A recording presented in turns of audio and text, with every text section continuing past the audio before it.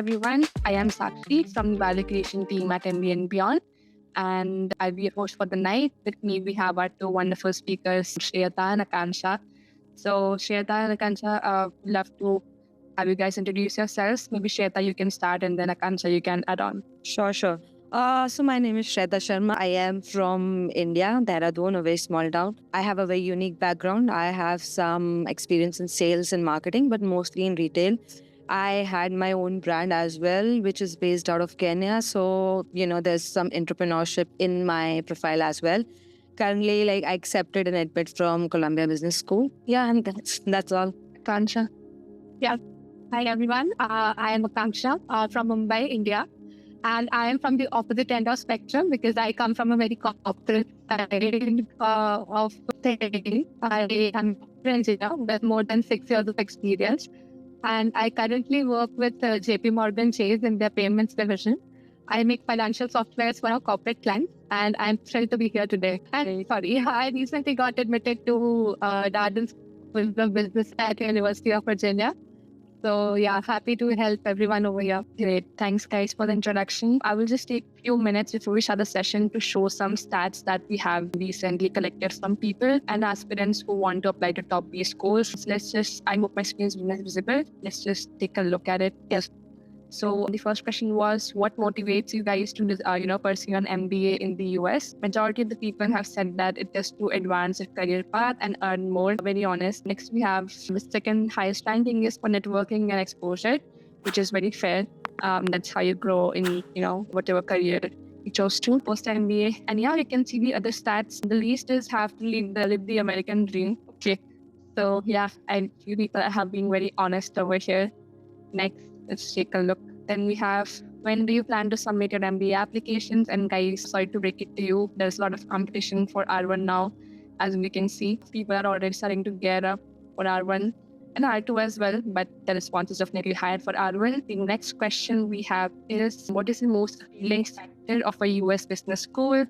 The highest is networking and also high salaries, which is also very fair rate of, choosing your B schools. And third also comes to repo. So this is, I think, what most of the people looking at when they are choosing a school and targeting US geography. Something that even you guys can take insights from. I'll just stop my screen share. And yeah, maybe Akansha, Shreyata, what you'll do is in the first 20-25 minutes, you'll take in the questions that we have already received from the applicants. And towards the next 20 to 25 minutes, we'll be taking the questions from the chat box that we receive from the applicants over here. We can start the session with the first question, which is, what are the effective strategies for crafting standout applications that grab the attention of admission committees? Maybe Akansha, you can start, and then Shreyata, you can add on. Oh, okay, sure.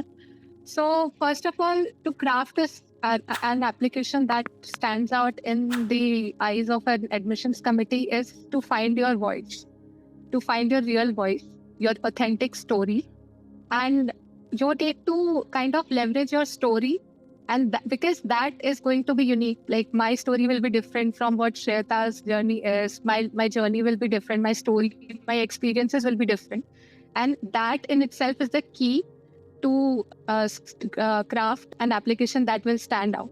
Because as I told, every person's experiences are going to be different.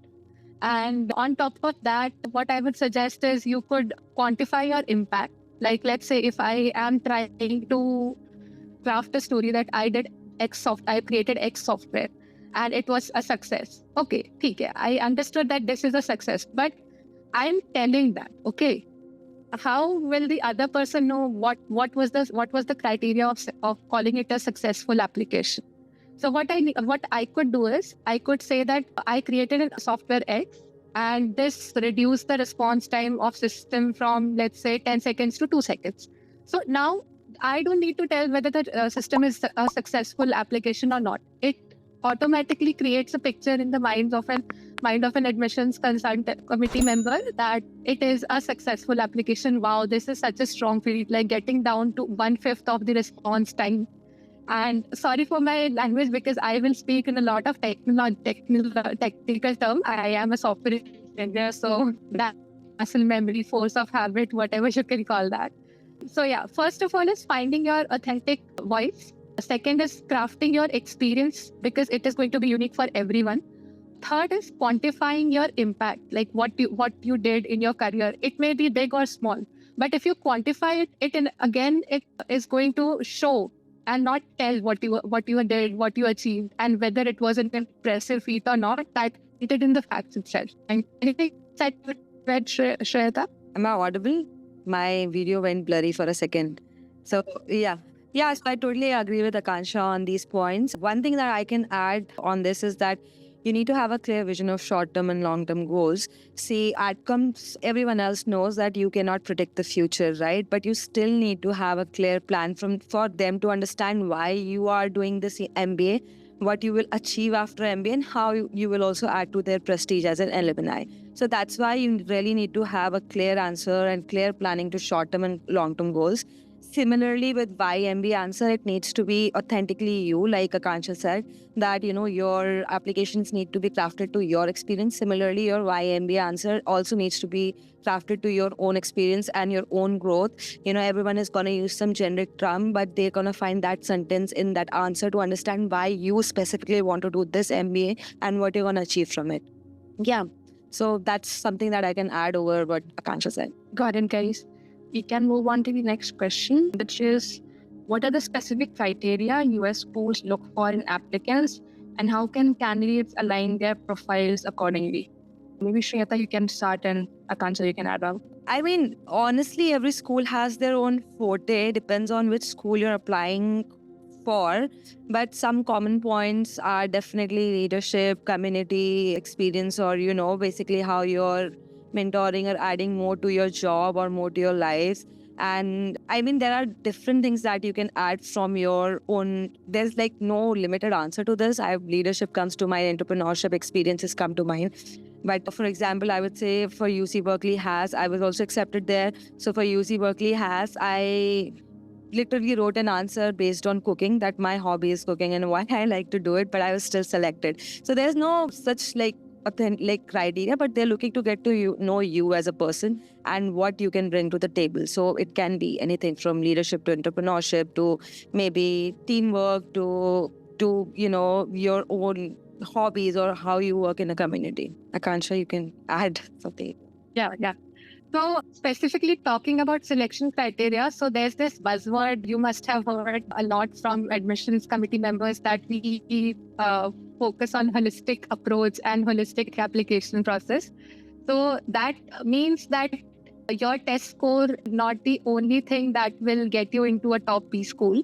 You may have the highest test scores and still you may not get in. So the first thing that I feel like what worked for me was my work experience. Secondly, I think academics. And thirdly, I feel that admissions committee really value leadership potential. They don't need you to be the leader of, starting a rebellion or some big cause. You don't need to be that. You just need to show that you have leadership potential, whether it was for even at your household level, that you shouldered some responsibility, you stood up, you were there. So that makes a huge difference. Third is quantitative skills. As you know, MBA, you all are going to be future leaders. You need to portray that you have what it takes to make tough decisions. You have what it takes to analyze quants or whatever data is presented to you. So definitely quantitative skills. And one more thing that I feel that is very important in US business schools is the fit. There's this word called as fit, because every school has a different criteria. Okay. Let's say if you're applying for Tuck School of Business, Tuck School is known for its, people over there are known for their niceness. And Kellogg, so if you are not that great or don't have that great of academic, let's say history or test scores, but you show potential that, okay, you are kind to people, you were nice, you show from your experiences or anecdotes, what you are sharing in your application, you show that you are that kind of person. So maybe the admissions committee can overlook a certain weakness in your application and they are admitting you. And similarly, as everybody knows, Harvard Business School, everybody's dream school, is very famous for case study method. So why case study method? Because you are going to be discussed, like this is a very relevant teaching method in terms of people who are going to be managers or leaders or executive position, people who are going to be in executive roles. So these kind of things also matter, because someone who is an extrovert may definitely fit in. Someone who is an introvert may have the greatest stats, but may not be the best fit for Harvard Business School. So this is, I think, one thing that we need to keep in mind while shortlisting business schools for us is the fit as well. So yeah, the criteria that I mentioned, and apart from that, the fit. So look for that. Yeah, and also to add on, guys, to your answer is that you can also look for the school's values. Every school has their values listed on their website. You can try to, add those values in your stories whenever you are, defining your essays. So yeah, that is something that I wanted to add on. We can move on to the next question, which is, what are the specific advantages of applying in early action rounds? And what factors should candidates consider before deciding to apply for early action rounds? Maybe Akansha, you can give some insights. Yeah. So if I was an early applicant candidate, and I'll shock you with something that I'll mention now. When I started my application journey, my standardized test score was not that great. I had some health issues, and I had just given my GRE exam just to meet the deadlines, and my GRE score was just 316. Okay, so I'm not sure if people's minds are blown or not. I was really surprised, and I was not sure if I was going to apply in this round or not. But my consultant at MBA and Beyond, he pushed me and he was like, no, it's okay. That is the weakness that we see in your application, and you should definitely go ahead with that. And keeping that in mind, since I think I was an early applicant, so even though my test score was a bit low, on the low side, I still got admitted. And not to just that, I got admitted with a great scholarship. So wondering is if it benefits us to apply in an earlier round, it definitely does, as early as possible. But that being said, the caveat is that if you feel that you are ready, if you feel that your application is there, you are presenting your best foot forward, that is the best round to apply. So this is the little asterisk. But yeah, I would suggest that the earlier you apply, the better. Got it, Akansha. And also to, help you guys understand that if you are really looking forward to scholarships, although, we have R1, but and if you're targeting schools like Fuqua, Darden, any broad school of business, Rotman for Canada, if you're targeting these schools, you should definitely, try applying in R1. Of course, with 100%, surety that, you want to apply in that particular round, because that is when the chance of scholarship and admits also kind of can define as per how strong an application is. And so we have just 3.5 months left for that. So if you're someone targeting early action rounds, guys, this is the time for you to start working on it with your applications along with your GMAT. Just start with it today. So yeah, that is something that I wanted to add on. We can move on to the next question, which is, how pivotal is networking and alumni engagement in the MBA application process? Maybe Shweta, you can start, and Akansha, you can add on. I would say it's really important because, see, you are investing in an MBA, like you are going to spend money on applications, then on your education. So I would say that connecting with alumni and current students over LinkedIn, getting them on a call or something would really help you to figure out if this is the right school for you. Like Akansha talked about the fit. That will really help you understand that, if you fit into their environment and if they fit into your criteria and your long-term and short-term goals. So this is something that, my consultant at MBA and Beyond forced me to do, because I am not a person who will go out and network with people. I look extroverted, but I'm really not. So yeah, I mean, he forced me to, connect with people from different colleges, and Columbia to start with was at number 3 for me. But when I talked to people at Columbia, it quickly became my top priority, because I could just get the vibe of the college. I could understand that, okay, this curriculum is going to help me. I want to move forward in retail and fashion. And, these students helped me understand how important it was for me to be in New York for that. So connect with the alumni and current students will actually help you sort out your school selections. And it will also help you understand if this is the right school for you and if you're right for that school. I 100% echo Shweta's insights. I am also quite an introverted person. So pages on LinkedIn was a new experience for me. But that in itself was, I think it was the first step towards getting ready for an MBA. Because during your MBA, as all lot of people talk about, it's all about networking. So this is how you do networking. This is how you reach out to people.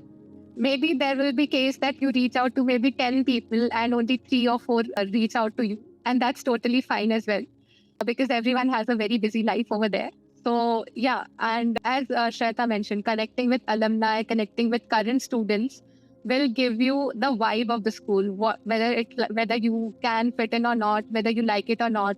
So the schools, and it will also help you craft your applications, because the students may share something or some program or some course that they like, and they would be, so it will also feel, the admissions committee will feel that you have done your homework, you have understood what the school is looking for, and you can tailor your application basically. So going back to the first question that was answered, how to make our application stand out, so these are the tips I would say. Got it, Akansha. Akansha, we were just not able to hear you in the middle, but I think, yeah, I'll let you know if that happens again. Okay, sure. Yeah. We have the last question from our pool of questions that we have, which is, what advice can you offer to candidates feeling overwhelmed with the process or uncertain about the application process? Maybe Akansha, you can start, and Shweta, you can add on. Who got overwhelmed a bit because there was so much to do and there was so little time. Firstly, it is very important to maintain a positive attitude. No matter what, you will get through it. Everybody does. Even we were there where you are now, just a year ago. So that happens. Everybody gets that jitter. So the first thing you should do is maintain a positive attitude, that you will be able to go through it. Second, I would say that once you have got your positive energy sorted, divide your tasks into smaller chunks, smaller doable things. Because you may feel, okay, I want to get this done. I want to submit, let's say, Fuqua's application. I want to submit Columbia's application. This is a very vague term, okay? Do one thing, divide this task into smaller chunks. Okay, by today, I need to get the first draft of my first essay done. By tomorrow, I need to connect with at least 2 alumni from XYZ school. By day 3, I should have completed this. So break this into smaller chunks, and that, when you start ticking off the boxes from your to-do list, that also will kind of help you with your jitters.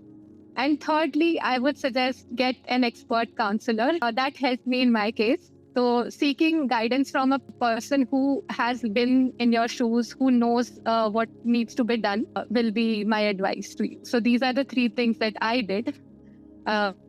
Anything you'd like to add, Shweta? Yeah, apart from that, start early. If you think you're gonna be overwhelmed, if you think that it's a very hard process, which it is, to be very honest, but just start early. For me, my example is that I started in March, right? And I come from a very, very unique background. So I was very scared that if my background is gonna, reflect the person that I am in my applications. I had tried submitting applications on my own a year before, and I was rejected from Kellogg, which was my priority then. So, I started very early. I started with the most important questions. There were holes in my stories of, why MBA, short-term, long-term goals. I connected with my consultant, and I used to honestly eat his mind like every week. I was connecting 2 times, 3 times a week. I was just working on those answers. I think I spent like 2 months, 1.5 months on just these essays and these answers, so that I don't get overwhelmed, because these are the most important answers. And then I started, reflecting on different stories, my personal, my professional stories, and how I can use them for different questions in different application. Almost all these applications have similar questions. So, once you start, you'll feel that, okay, now I've written my essay for Columbia. So, okay, let me just take this essay, tailor it for, let's say, UC Berkeley has, or tailor it for NYU in a way that, it still reflects who I am. It still reflects my goals, and but it still helps me. So you start with the first essay. To be very honest, start early, start with the first essay. Once you start, it won't be that overwhelming. And yeah, I totally agree with Akansha on, setting smaller goals for you and smaller tasks for you. That is something, again, my consultant helped me with. And he also helped me realize I was ADD. So, there was a lot of help from him there. And I think 2 months I just worked on short term, long term, and my MBA, and then I started working on different questions. So that way, my application was ready before July. And being a nervous person I got like 1 month to still show my essays to different people who mentored me or people who I look up to, and still get some feedback and make last minute changes. So yeah, everything that Akansha said plus start early. Got it, guys. I think we are done with the pool of questions that we have. We can take on the applicants' questions. The first question that we have is from Avinash. So Avinash, would you want to unmute your mic and ask the question, or I can take it from the chat box as well? Hi, Sakshi. So I have 8 years of work. In fact, right now I have 7 years of work and I am looking to apply for MBA. So just wanted to check if I should be applying for M7 or I should target European BS schools. Okay. So Avinash, Given that M7 has like average work of like 4 to 5 years, and European BS schools have 6 to 7 years of average work. So what should be my preference? Shweta, do you want to answer this question? Yep, definitely. So, see, I feel that averages are a little bloated. Like, don't get me wrong there. Like, Columbia's GMAT average was 729. I got a 710 and I'm still getting there, right? So, these averages are honestly very bloated. Like, we've mentioned throughout the session that the process is very holistic and it really depends on how you're writing your essays and how you're reflecting yourself and your achievements, right? That is the main part. Your GMAT and everything else is just 10-20%. Your essays are the main part. So if you want to go for M7, you feel comfortable, you feel that they will really benefit you, you can apply there. But if you want to keep the European schools on a safer side, there's nothing bad. You can select like 5 schools and go for a mix of them, apply for a few M7s. There are different M7s who prefer more experience. I think Penn is one of them who really appreciate like your experience on the higher side. When I applied, I also had like 6 years of experience, and now I'm going into those schools, so I'll have 7 years of experience. So again, don't look at the averages like that. Don't let them, restrict you from applying and selecting school. It really depends on what you want to do on your after your MBA and how that curriculum or how that MBA is going to help you. It can be an M7, it can be European school instead. It really depends on how well you fit. Understood. So just a cross question. So I am a corporate lawyer with 7 years of work and looking to switch to management consultant, being a management consultant. So which are the M7 colleges which I should be targeted? Like top 1, 2, 3. Like if you could name it. I know that Columbia has a very good law program, and I think they also have a dual degree with law and management. I don't have much idea for Howard. Like, I don't know, Akansha, if you have some idea, but I know Columbia is one of the schools which has dual degree with law and MBA from the M7s. Understood. Yeah. Yeah. Avinash, and Louis. Yeah, go ahead, Akansha.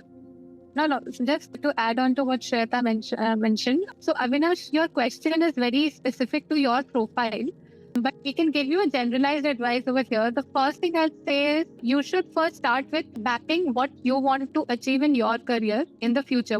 How do you envision yourself post-MBA? What are your post-MBA goals?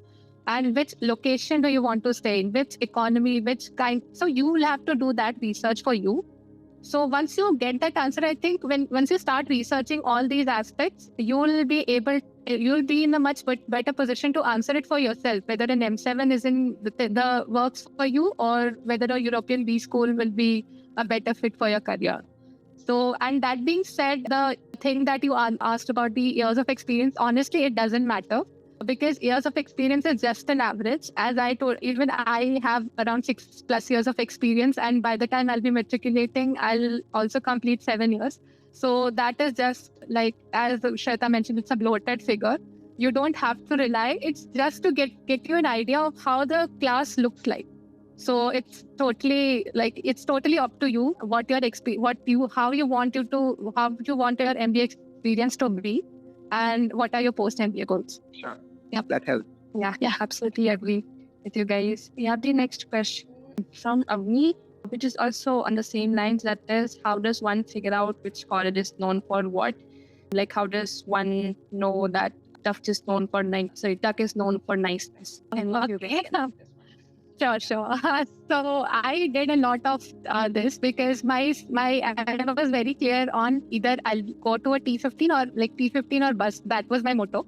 I know that's a bit extreme, but that's how it was because it's a very expensive degree. So I spent a lot of, as Shweta mentioned, I started early. I started, my counselor forced me to talk to people, message them on LinkedIn, go and put a filter on whichever school you're interested in. I put Tuck and I talked to people, and all the alumni that I reached out to, they were extremely courteous. They were very helpful. And one of them, I could share an incident that I messaged an alumni who was from 1970s. And I did not know that. And still he responded. So that is how I kind of figured out that these people are very nice. These people are very, like, the networking, the alumni community is very tight-knit. And then I also attended a lot of their sessions, admission sessions. So you have works, but you'll have to first select the schools that you feel that would be right. Make a very basic list, like top 5, top 7 schools. And then that list will definitely change based on based on more experience you get from their admissions committee events, from the people that you talk to there, from their school, from the alumni. And then you get the final list, I think, after 2 to 3 iterations of repeating this process. But yeah, you'll have to do your research. To add to it, Neha said that you should go and check their websites for their values. If your values and their values coincide, if there are examples in your career from their values, that's a good positive sign that this might be the school for you. Look into their curriculum. I'm pretty sure that if you're thinking of an MBA, you also know what you want to do short term. Are there classes, are there clubs that will really help you achieve those things?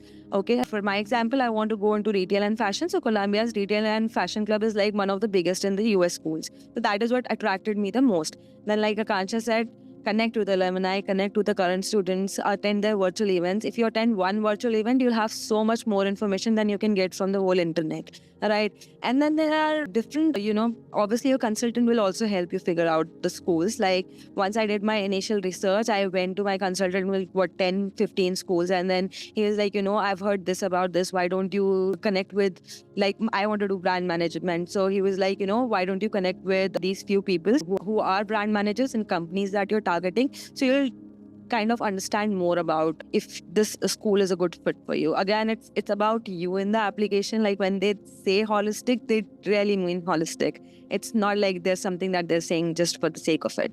Got it, guys. We have the next question, which is how to apply for B school for someone who has done ended CA from ICAI and has 7.5 years of work in auditing. Maybe any of you guys can just elaborate a bit on the answer. I would say take the first step and get your profile evaluated. And I think if your question is so specific to you, you need more than 5 minutes of attention at a time. So, I mean, the profile evaluation is for free. Go for it. Get your evaluation, profile evaluated. And then you'll be able to figure out more that which schools to apply, what approach to take, how your goals will align. These things are something that you need a little bit more time to discuss. But again, the same thing that we've been repeating again and again, the answers also apply. Got it. Yeah, we have the next question from S. Dixit. So I think, if you can just unmute your mic and ask the question. Okay, let me just take on the question. It is also very profile specific, but I believe we can take this one. The applicant's GMAT is 720, 5 years of work in marketing, 55% in BU. Which colleges are most forgiving about academic stats? Are any of them in T20 and T10? I think we'll also have a generalized answer for this. I mean, like we've been saying, GMAT score, it makes 10-15% of your application. Similarly, your GPA is going to do the same thing for you, right? You have a lot of space in essays wherein you can mention why you were not able to achieve a good academic score while you were in your undergrad. There's a lot of space, lot of examples that you can give in your essays to make them understand that, okay, your circumstances were not right then, but then you also have a 5 year of experience. You can show that after graduation, you've achieved real growth, professional growth. You can add some tangible growth numbers, like Akansha said. That's very important. You can show that, okay, everyone takes a misstep here and there. So that was your misstep in your career. But then you got back into, your professional career and you actually achieved a lot of things that you can show in your essays. Like there's a lot of space in essays to talk about these things. So you can directly talk about these things like a low GPA score. You can tell them that, okay, this is why I don't have it. This is what I could have done better. They like people who are able to understand, their own shortcomings and then able to work on it in the future for different opportunities. Hi, so can I speak on call? Right. So just generally though, just wondering, so M7 is possible, right? So even with a low GPA and 720, like I can go for a M7. Yeah. So as Shweta mentioned, so they are not in India, the education space is a bit rigid in terms of stats. USD schools tend to be a bit forgiving in this. They are not looking for exactly gold medalist or someone who has got 95, 99% Right. In their academics. They just want to see your academic readiness. Okay, will you be able to handle their academic rigor? Will you be able to handle the challenges that their academics pose towards you? So that is what they're looking for. And there are several places that you can show that. So first of all, it's your standardized test. If you're looking for M7, go to the M7 class profile and see whether your average fits, like the score that you've got, it fits their average or not. If possible, if you could bump up the score a bit, like above average, that would help. Secondly, if not the average, as you said that your acads were a bit on the lower side, and that's completely fine. I think in most of the applications I've seen, there's an optional essay where you can explain your circumstances, as Shweta mentioned, that there had some XYZ, and they like people who are self-aware. They don't like cocky people. So they'd actually, be like, okay, wow, this guy knows his shortcoming, but still, okay, he fell a bit in those years, but now with his work experience, the way he has excelled in his career, he must have, like, if you have got some promotions, you'd like to show that. If you have done something very impressive, or like put a number to whatever, quantify your experiences. So these are the things where you can show your academic readiness. And that is how, I feel that even HPS is possible if you could, if you strategize it in the correct way. Okay. Thanks. I had another question. So there's two of us sharing this laptop on this call right now. So my question was that actually I have been working as a GMAT tutor for the past 3 years. I quit my regular job. I've got a 760. But the thing is that I don't have that continuous work experience, and I'm pushing 30 now. I'm almost 30. So I'm wondering, is it wise for me to even go for an MBA, and will my application be considered? I have been a teacher in the past, then I worked in marketing for a while. Then I've switched and I became a GMAT tutor full time. And now I'm looking at doing my own MBA since all my students are going. So I'm just wondering, like, is that a viable profile, or is that like, have I missed the bus, and do I need like to be in a professional organization and work for a corporate to do this? Okay, first of all, this, viable profile or something that's something that, if you get a fit a template, there's no such template or there's no such viable profile. Like in US business schools that I can speak of. First of all, you need to set your why MBA. Like, what do you want to achieve after your MBA? Okay, if you feel that this is my plan and an MBA will help me maybe shorten that path or maybe help me achieve that, then definitely go for it. If you have a strong why MBA answer, like as we have been saying, if you have strong long-term, short-term goal, if you have strong why MBA, if you have that reason, and if you can convince, if you are convinced that an MBA will help you, and if you can convince the admissions committee, you can definitely go for an MBA. Okay. All right. Thanks a lot for your answer, Kangsha. Thank you. Thank you. We have the next question, which is, that is, you guys mentioned that you started the process early. Are we supposed to be done with the GMAT/GRE before that? Anyone of you can answer this? It depends actually. So how you can deal with pressure. I am a person who likes to keep things very compartmentalized. So, okay, done with this, done with that. I tend to follow that sequence, but there are people who can multitask, and it definitely depends on you. For me, even though I am that kind of person, I had to retake my GRE because my GRE was very low. And it was because I wanted to apply to better schools as well. So I did retake my GRE or /GMAT, like whatever test that you are going to take. So it totally depends on you and how well you can multitask and how well you can like if it how well yeah basically how well you can multitask, and if you're okay with like preparing for the test and writing essays, go for it. I would like to disagree. Like, honestly, absolutely not, to be very honest. Like, you can prepare for your GMAT, GRE alongside with your applications. The advantage of starting early is that you get a lot of time working on those answers. Like, when you work with a consultant, you're gonna get a branding layout, like it's a holy grail for all of your applications, all of your essays, right? So it's all upon you how well you can manage your time. If you think, see what worked for me is I gave one GMAT in March. It was not so good. And then I gave another try in July when I had already worked on a lot of my essays and a lot of my applications, but I was also preparing simultaneously for GMAT. And I personally, I knew that I just needed like 2 hours a day to study properly. I didn't study the first time, so I knew that I just need to study and create strategies for me. I took a lot of help from GMAT Club, and honestly all free resources. And then I was able to get a good score by July, and my applications were ready by then, and I applied in round 1, which again is it's a very good move if you apply in round 1 and you're an international student. So I mean, I'm sorry, but I disagree on this point. Like, I know that, it's like I was able to manage it, and I am a clumsy person. I had a night shift job. I worked from 9 a.m. EST to 6 p.m. EST. And during holiday season, since my job was very dependent on, holiday seasons and different like high and lows, which we get during May and December. So I was able to manage it being a clumsy person. Like, obviously, my consultant helped me a lot with my like how I can manage things better on a personal level. But I was able to do that. Great. Okay. I feel I also agree with Shreya and also with Akansha that, it depends personally. But we have a lot of applicants who, who start early and who also work on their GMAT with their applications. Because while you're working on your GMAT, what you can do is you can start working on your stories, try to build up and, discuss and think of what you're going to write in the essays. Not start maybe, at least, start building up your stories and collect information.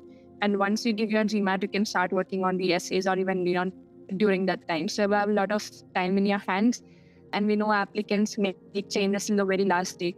So, the earlier you start, the better. Yeah, we have the next question from Avinash. It's a long one. So maybe Avinash, do you want to unmute your mic and ask the question, or I can take it from the chat box? So hi.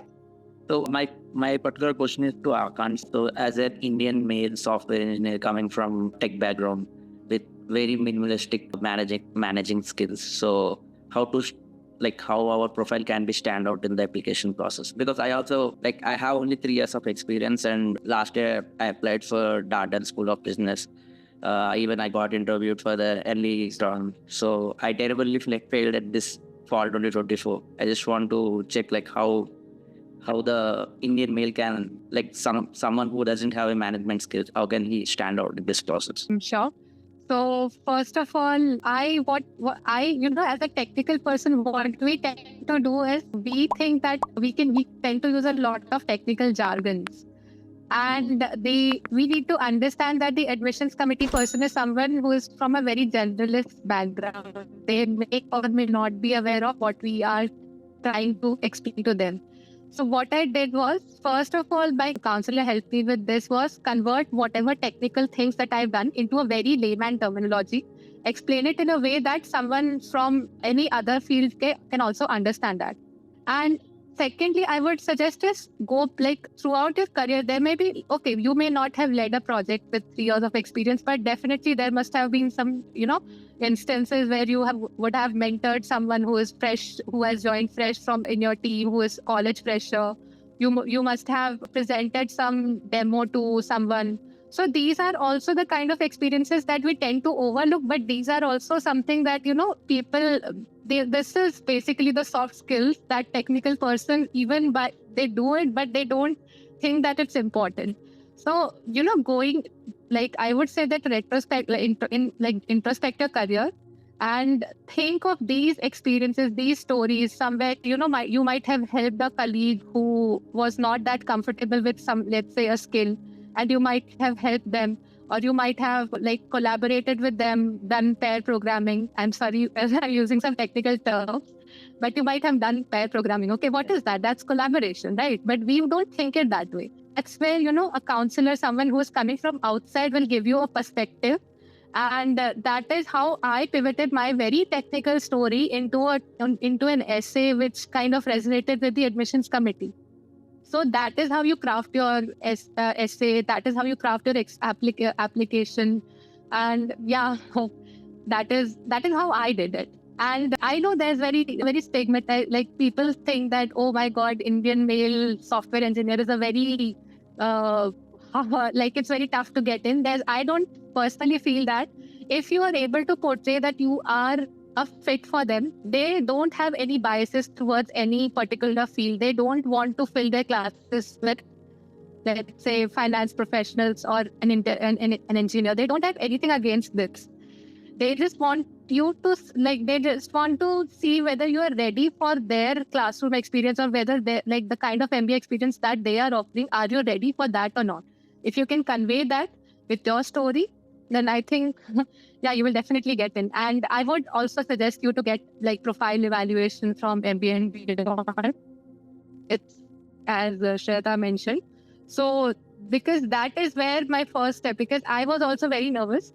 I thought that, okay, I don't have a very traditional leadership experience, because again, 5 years is a senior software developer, but not that much of a leadership experience. So yeah, I would also suggest that you get your profile evaluated by our counselors. And one more small follow-up question. So if suppose after choosing the MBA, like if I am going to a preschool, so if I want to change my profession to consulting or finance sector or investment banker, how to convince the school? Like how are we gonna convince them? Like I know that. Sorry. So I know that after the engineering, like if I want to convince, like if I want to get into a business school, I can tell them like I want to become a product manager or go into a tech field itself. But how to convince them if I want to change my profession to consulting or investment banking, like that? Yeah. Believe it or not, but my post MBA goal was entrepreneurship, coming from a tech background. So people at these schools, they know that why people are getting into an MBA. There are, I think, only 2 to 3 options. First of all is career advancement. Second is there are also career switchers, and these are the people who form the majority of the classes. So there is absolutely no harm in telling that you are with different industry, as long as you say that because these are the skills that I acquired. Being a technical professional, you must have an immense problem solving skill, and you must have had you must be good with quantitative data, and you must be good with problem solving, right? So these are the skills that you had gained from your software engineering profession, and this is, I feel that you can say that you would like to apply to your future, and I feel that this is the industry which will benefit the most from the skills that I've gained, and that's why I would like to I'm just working just thinking, yeah, you can say something like this, that I would like to apply the skills that I've gained from my technical experience to consulting, and I would like to pivot to this background. So yeah, it's totally on you. Yeah, thank you. Thank you, Aaron. I hope we have answered the question. Avinash, we have also sent you a blog link, which you should definitely check out. We can take on the next question from... Thank you. Thank you. Thank you. We can take on the next question from Sanket. Sanket, if you can unmute your mic and ask the question. Yeah, sure. Thank you, Akansha and Shweta. So my question is more on the leadership thing that we discussed earlier on this call. So this for Akansha, like you mentioned that schools also look out for leadership potential, and you mentioned one of the examples that showing responsibilities at home. So maybe can you provide some color on that, on this example, and also more on how one can show leadership potential? Yeah, sure. So, okay, if I, let's say, don't have traditional leadership experience at my workplace, I can definitely show that I am doing XYZ for my community. I'm leading this cause. Or from my personal, I had some personal issues in my family. And that kind of had pushed me to be a leader of my family. And that I mentioned that because people at the admissions committee also know that you are human, life happens to everyone. and everyone may not be able to raise a start a $3 million startup and raise funds for it. And that's totally fine. Because I personally did that. Like, I showed that I had an XYZ tragedy at my home, and I had to step up and I had to be there for my family, and that worked. So that is what I did. And apart from that, I also am very much active in my social circles. I am very much involved with a few of the NGOs local to my community. So I work over there, volunteer over there, and we try to do some events. So I kind of lead if there's a theme that we can follow. So these are the stories that you can, if you have in your experience, you can use these stories to craft and to show leadership skills. This is what I did. This is what my experience was, and here I got the leadership skill. I worked well under pressure. I could do this, and I feel that since your program has XYZ, I can use this skill to enhance your program, or your program will benefit this from these skills. So yeah, you can mention something like that. And I did that, and it kind of worked out for me. But again, what I would like to mention, I did not have that perspective when I was starting my MBA journey. My counselor helped me bring out these stories from me. So if people who are not aware, so MBA and Beyond has this portal, which is very extensive. They will ask you to write down stories from all aspects of your life, and you will be surprised with the amount of content that they gather from you. So I just, started writing this story, story 1, story 2, story 3, and your counselor will work magic. So that is what happened with me. I thought that I don't have a very impressive profile. I was definitely good at accounts. I had a good work experience, but there were some areas where my profile was lagging. So yeah, I worked with my counselor, and they kind of dug gold from my mine of coal stories. So yeah, this is how things panned out for me. This is great. I really learned new thing about this leadership potential today. So thank you very much. I appreciate it. Thank you. Yeah, thanks. Happy to help. We have one more question from Jatin. So Jatin, if you can just unmute your mic and ask the question. Sure. So my question is, first thing is comparing two things which should not be compared, not sure. So how do I compare M7 versus something like schools in APAC, like INSEAD? If I have to make a career ahead in finance, I'm currently having my career in banking itself. Now, just to articulate or simplify this question is, what if going ahead post MBA, I want to work in APAC only, even if I do a MBA from M7? Okay to listen to you with just the first part of the question, but just to help you answer it, maybe I've told the second part as well. Do you want to take this one? Yeah, sure. See, if you, first of all, like we said, figuring out colleges is something you have to do on your own. You have to do your research. Someone, not like people can help you out, understand the schools better. Those includes your consultant, that includes the alumni, as well as the current students. They can help you understand the school better and help you see if the school aligns with your goals in finance or not. But this is something that you have to do yourself. You'll have to start the initial research and then have more questions for either alumni or your consultant, right? Now, if you want to work in Europe after graduating from US, that is pretty much possible. They don't have typical placements like we have, right? You can reach out to anyone in the world and be like, hey, I'm looking for this opportunity and this is my resume. You know, if there could be an interview that can be arranged. If you'll go through like the alumni of even M7 schools, you'll find that many of them are working in Europe and APAC areas. So like, I know one alumni that I connected with was the head of fashion at Meta in Europe. So, you know, like he was from Colombia, he did his schooling from M7, but he was still working in Europe. So the opportunities are limitless, to be very honestly, and the placements are not typical placements like how it is in India. So it totally depends on you how you can reach out and you can work in different regions as well. And then, yeah, I mean, to answer your questions, the first question, you'll have to do a little bit of initial research on your own to say which college suits you the best. Got it. Thank you so much. Yeah. So basically, you can't compare apples the same way you cannot compare these schools from USA. You can different things for align the best with your goals. be the best for you. Makes sense. Thank you. I hope we have answered the question, Jatin. That brings us to the end of the session, guys. Also, to point out, there are a lot of questions in the chat box which are very profile specific.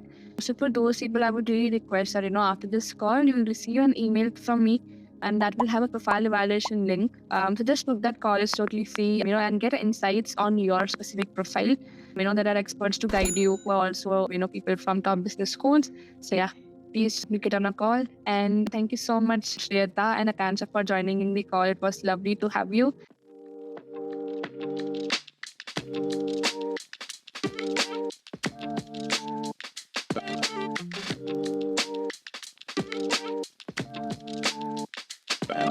Interesting.